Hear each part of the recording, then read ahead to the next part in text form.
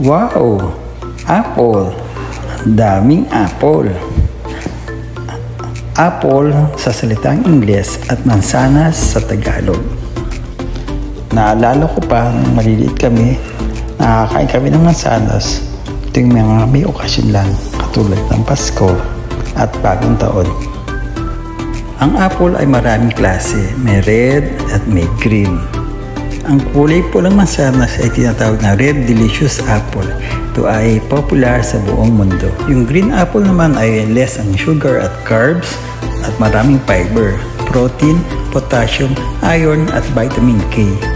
Mas marami siyang vitamin A kaysa red apple. Pagkain ng isa hanggang 2 mansanas sa isang araw ay maganda para sa heart health at mas mainam kainin ang balat. Narito ang 10 best apple.